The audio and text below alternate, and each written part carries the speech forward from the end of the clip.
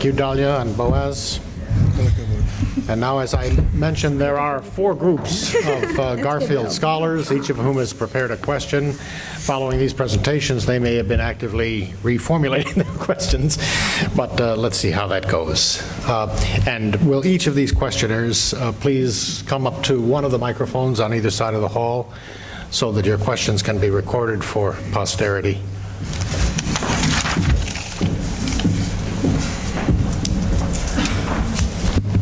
Adam. All right. First of all, thank you both for taking the time to come to our little town of Hiram, all the way out here in the middle of nowhere.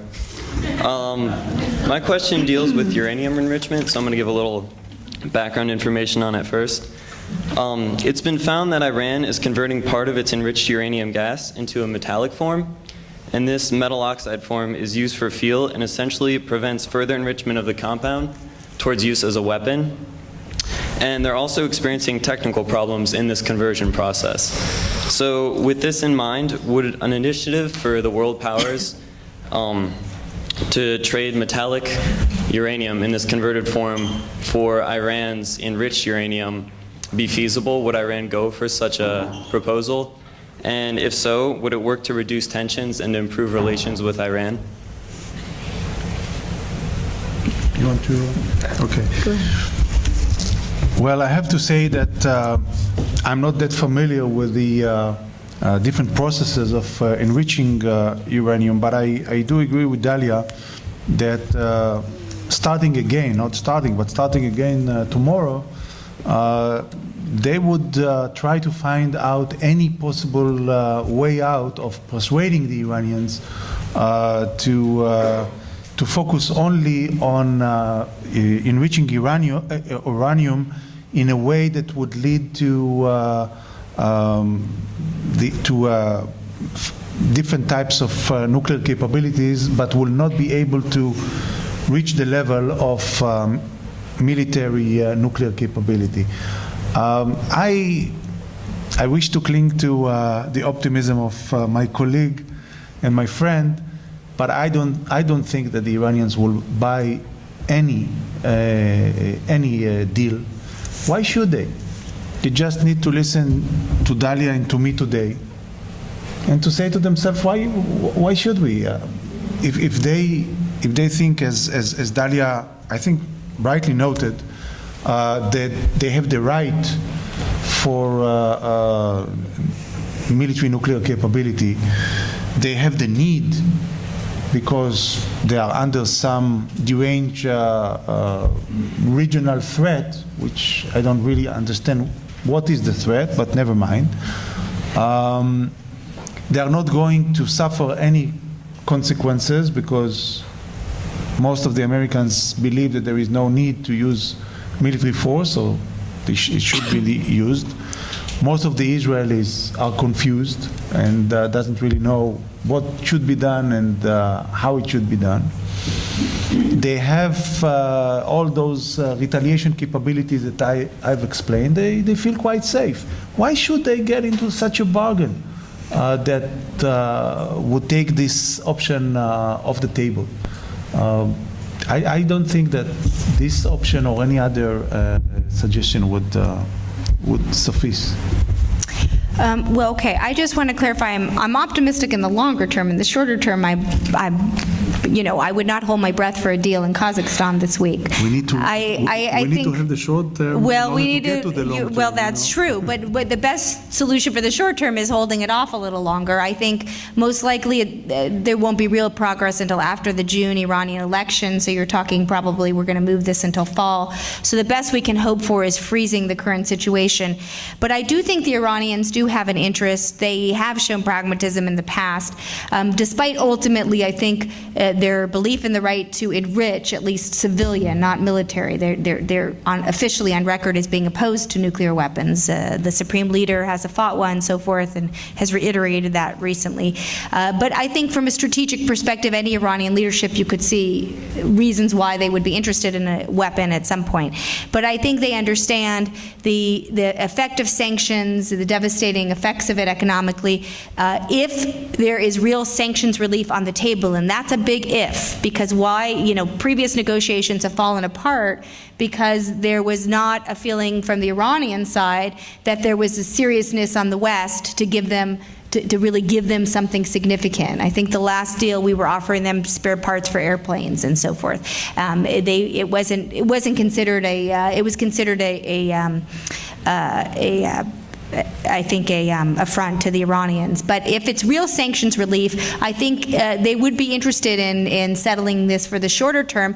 I think people talk about a so-called grand bargain that will settle all our issues with Iran. That's not going to happen right now because I think the Islamic Republic isn't interested in it for reasons that Boaz laid out, and I think, frankly, the Americans are looking at this regional picture that I just outlined, and they're thinking to themselves, I think some people in government today, time is not on the Iranian side, it's on our side. So let's buy ourselves more time, because ultimately we won't be as worried about nuclear weapons, and hopefully we can prevent them, if it's a different kind of Iranian leadership. So yes, we'll deal with them today, because this is what we have to deal with, but we're not going to come to a full resolution of this, and certainly not in Kazakhstan this week. Thank you. Shane. Right, this is approximately our 10th draft of the question.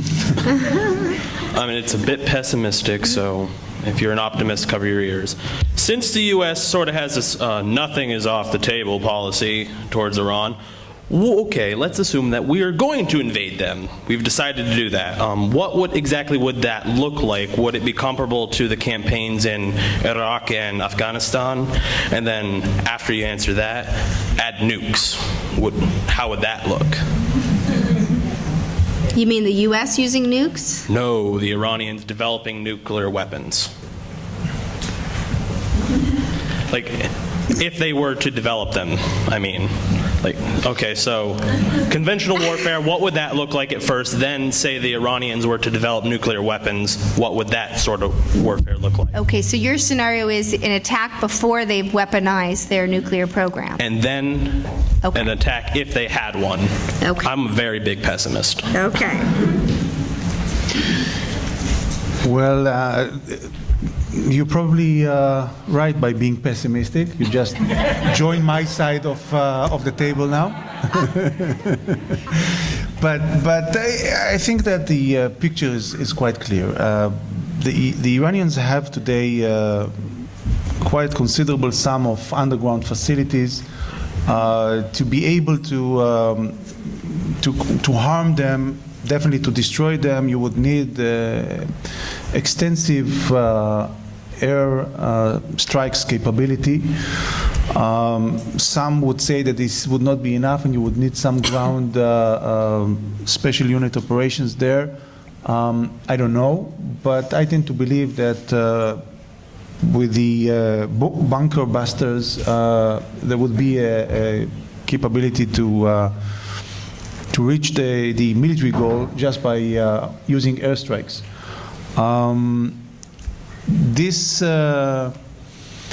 What would be the immediate outcome after that?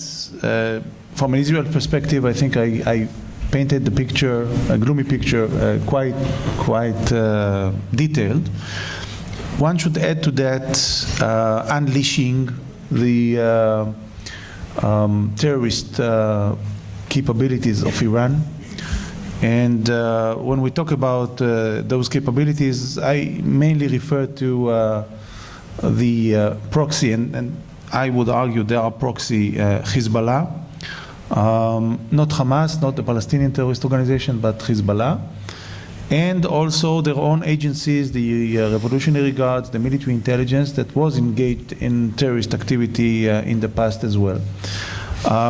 When we talk about Hezbollah, the modus operandi of this organization is very sophisticated in its international attacks. What they do is usually have sleeper cells, which are being planted in different parts of the world, in different countries. Those sleeper cells are trained, weaponized. They have sometimes even the concrete targets which they collected. They needed intelligence and everything else. And the only thing they are waiting for is a green light. This green light will be given a few minutes after such an attack that would occur in Iran. In one article which I read, I understand that the FBI believes that there is about 100 sleeper cells in the United States of Hezbollah. They probably have many others around the world. So that will be another segment that will be unleashed after an attack like that would occur. I agree with Dalia, and I tend to believe that after that there will be an immediate impact of greater support for the regime internally in Iran. Those elements that today find themselves as posing an opposition to the leadership will be reluctant to be loud and to speak loud. And I tend to believe that the Iranians will try to gain their nuclear capability once again, maybe this time even more openly by saying that we have been attacked now. That's a proof that there is a need for such nuclear capabilities. But the question here, coming to think of it, Dalia, is what's the right way to buy the time? Mm-hmm. Do you need to buy the time now? Are you capable of buying the time now, or you're being deceived by the Iranians and you think that you buy time, but you will wake up to a militarized nuclear Iran? Mm-hmm. Or you would launch such a military strike, you will enforce them to delay the process, and then you bought the time for what, 3 to 5 years, as you said before, hoping that this would be enough for the opposition to revolt against the leadership. But as we said before, the immediate impact will not be strengthening the opposition, just the opposite. That's the dilemma, actually, that is posed. Well, I agree. It's a trade-off. And I think that right now, in my view, we're buying time without these, maybe it's not perfect. There's no perfect policy. That's one thing you should come out of this room. Everybody, we can all agree on. There is no silver bullet solution to the Iran nuclear problem. It's what's the best of the worst options. I think buying time, though, through the military option would be the worst of all outcomes, because I think it would not necessarily buy us that much more time, and in fact could lead to the result we're exactly trying to prevent, which is a weaponized Iranian program. And I think that the question, the way you framed it, using the word invasion, is exactly right. I think a lot of people in favor of this option try to frame it as limited strikes. We'll just, kind of pinprick. It will be like what, Israel did in Osirak, what Israel did in Syria. In fact, Israel destroyed a nuclear reactor not too long ago there, long before the violence, and there was no reaction. I think in the Iranian case, you really are talking about, and our military analysis we've done in our own institution and other places has really shown that what looks like a military strike will quickly escalate into a serious military campaign, and make no mistake, this would be war with Iran. And that's a very, very serious decision to make. And I don't think there's an interest in that across the political spectrum in many places in Washington and even in the U.S. military.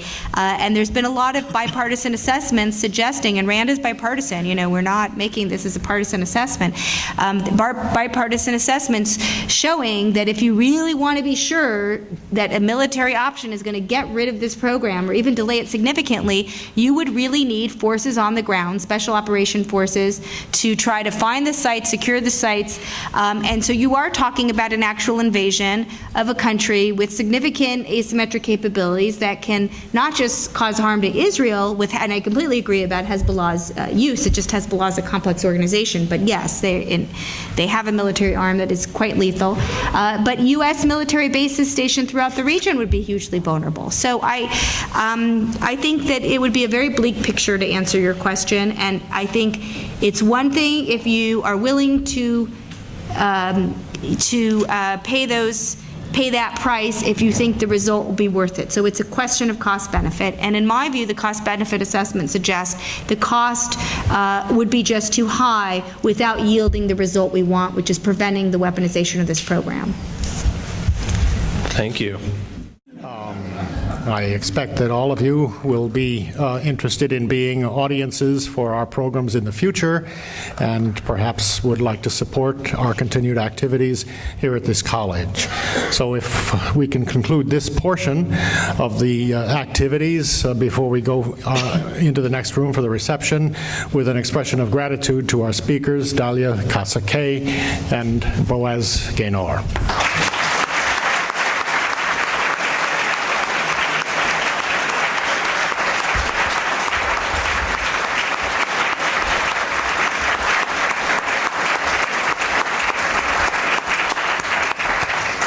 Thank you very much.